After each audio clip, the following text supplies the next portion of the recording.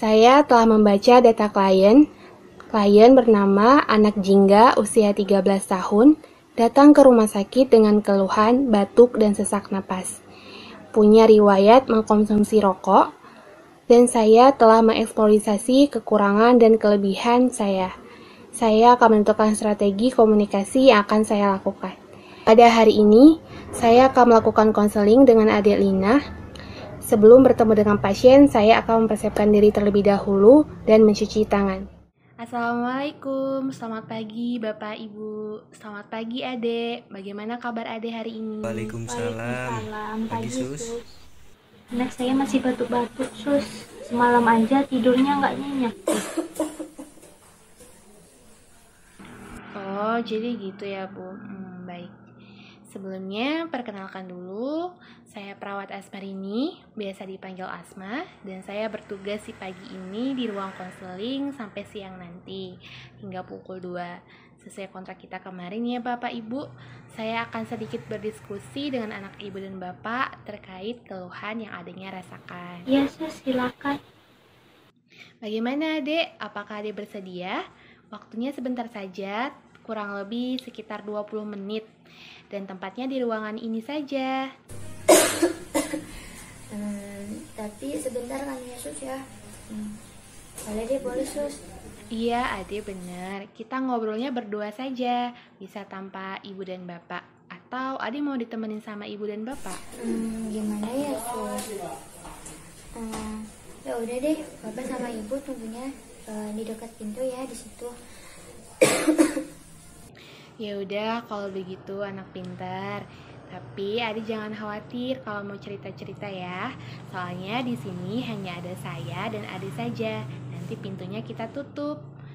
Dan ini akan bersifat rahasia atau privasi kecuali untuk kepentingan medis. Apakah Adi setuju? Ya Sus, bersedia. Baik, Bapak Ibu, izin dulu ya sebentar saya akan berdiskusi bersama anak, Ibu dan Bapak. Jadi, mohon untuk Bapak dan Ibu tunggu di luar dulu ya sebentar. Iya, silakan Sus. Bapak, ibu tunggunya di situ ya, jangan jauh-jauh ya. Iya nak, pas sama ibu tunggu di sana ya. Nah, Adik, jadi tujuan dari konseling ini adalah supaya adik mudah untuk bercerita. Kan kalau misalnya di depan orang ramai, kita tuh agak sulit ya untuk bercerita. Nah, dengan konseling ini saya berharap adik bisa lebih terbuka dengan keluhan-keluhan yang adik rasakan. Supaya keluhannya bisa kita tangani dan adik bisa segera sembuh. Ade sebelumnya boleh saya tahu ya, nama lengkap Ade siapa dan umurnya berapa tahun? Nama saya Sus Jingga Gajimia Meka. Umur saya 13 tahun Sus. Wah, namanya bagus banget loh Ade. Yang benar Sus, saya jadi malu. Iya, namanya cantik kayak orangnya. Nah, jadi kita mulai ya. Kita bisa mengucapkan bismillah terlebih dahulu. Ayo bersama-sama. Bismillahirrohmanirrohim.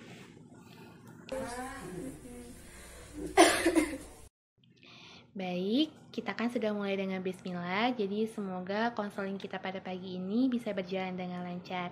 Nah, sekarang kalau saya boleh tahu, Adik ada keluhan apa ya? Yang saya rasain sekarang ya Sus ya, sebenarnya saya tuh cuma batuk doang. Batuknya tuh sering gitu, batuk sih.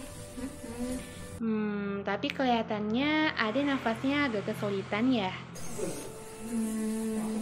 Kemarin kan Ade diperiksa nih sama dokter. Nah, ternyata paru-parunya itu agak sedikit kurang sehat. Sebelumnya Ade tahu tidak kalau misalnya kita itu harus menjaga kebersihan pernafasan kita.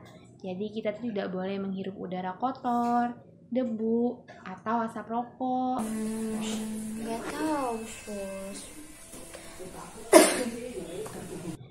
Nggak apa-apa, coba Ade inget-inget dulu. Kan ini rahasia kita berdua saja. Saya kan akan membantu Ade. Jadi gini Sus.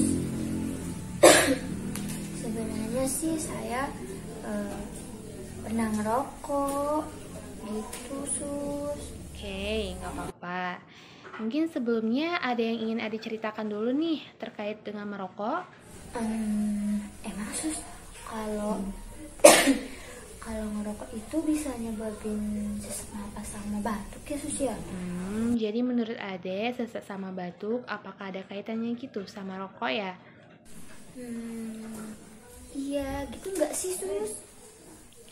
Oke, jadi sekarang saya tanya dulu nih. Ade mulai merokok itu usia berapa sih? Nggak tahu sih ya sus, saya lupa.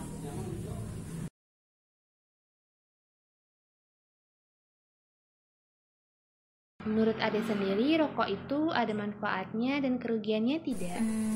Ya biasa aja sih sus menurut saya.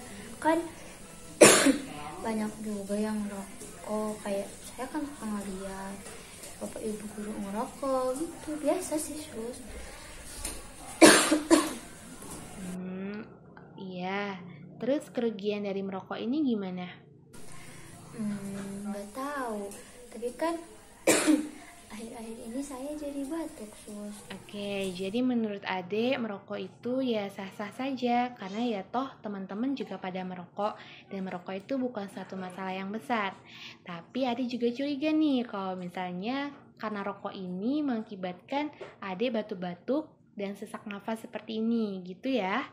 Nah iya sus, soalnya saya kan kalau mau berangkat sekolah suka baca-baca tuh yang ada di tembok-tembok itu, katanya ngerokok itu bisa bikin batuk sus.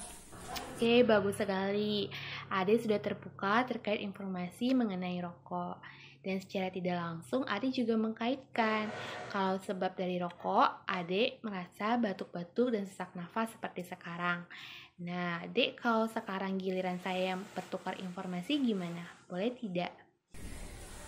Ya gak apa-apa sih sus, emang informasi apa sus? Jadi kan begini, Ade sudah tahu nih kerugian dan manfaat dari rokok.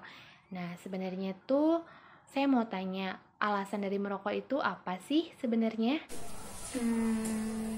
Coba-coba kali ya sus. Nah, betul. Yang pertama alasannya pasti aja coba-coba. Emangnya kenapa sus? Karena penasaran, terus coba-coba, nah malah jadinya ketagihan. Melihat teman-teman juga merokok, Pak Guru juga merokok. Jadi rokok ini lama-lama menjadi keterusan, gitu kan ya? Adek, boleh dengerin saya 5 menit lagi? Adek, saya mau tahu nih, sebenarnya orang tua Adek tahu tidak kalau misalnya Adek ini merokok? Enggak sus, saya nanti takut dimarahin atuh. Baik, jadi Ade biasanya kalau merokok itu minta uang ke siapa? Terus saya mau tanya lagi, merokoknya itu sendiri apa ada temannya? Enggak, cuma sendiri kok.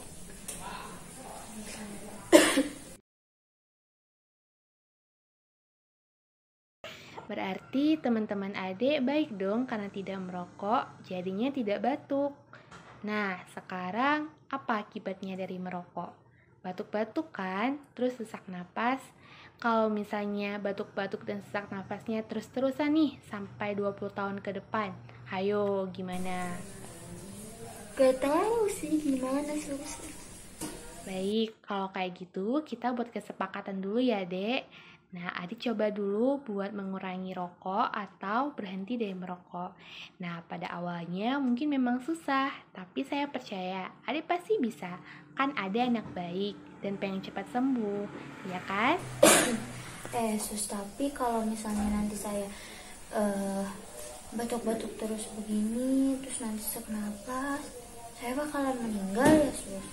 Saya kan gak mau, saya juga kan pengen sembuh sus. Iya, adanya jangan putus asa, harus semangat belajar buat berhenti merokok. Dan adanya harus berdoa, setiap orang kan dikasih ujian. Nah, jadi kita harus sabar dan Jangan pantang menyerah supaya adiknya cepat sembuh. Iya sus, saya juga kan pengen sehat. Malu batuk-batuk, apalagi kalau di kelas. Saya rasa sudah cukup baik ya adik mau cerita bahwasannya adik merokok dan kemudian pengetahuan adik tentang rokok tadi juga sudah sangat bagus.